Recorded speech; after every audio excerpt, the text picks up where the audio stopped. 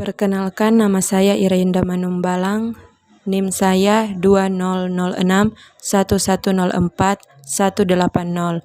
Saya kelas 2C4 akuntansi. Nomor daftar hadir saya yaitu 33.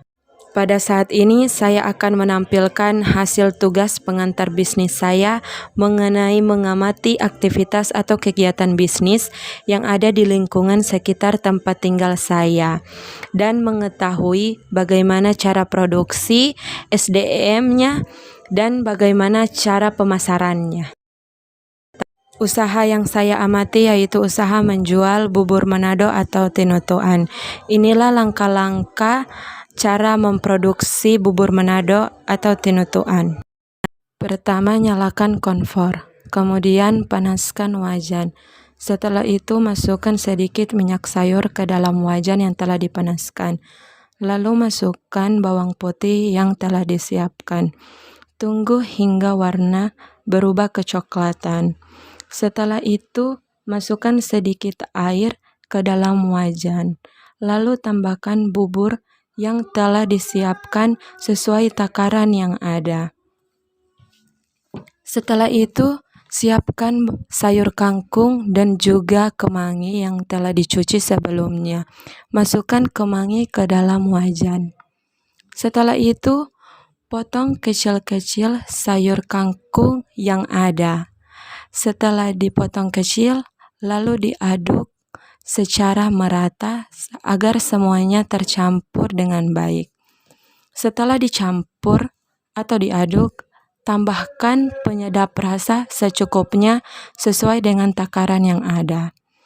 Setelah itu, siapkan piring, lalu diisi dengan mie yang telah direbus sebelumnya. Setelah itu, bubur Manado yang telah jadi siap untuk disajikan di piring. Setelah disajikan di piring, kemudian di atasnya ditambahkan dengan daun bawang ataupun dengan bawang goreng yang telah disiapkan. Bubur Manado atau tinutuan siap untuk disajikan dan dinikmati.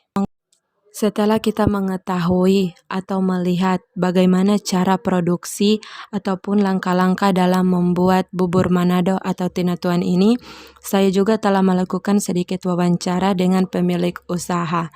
Saya melakukan sedikit wawancara dengan menanyakan bagaimana awal mula pemilik berbisnis dan bagaimana cara pemilik usaha bubur Manado atau tinutuan ini melakukan pemasarannya.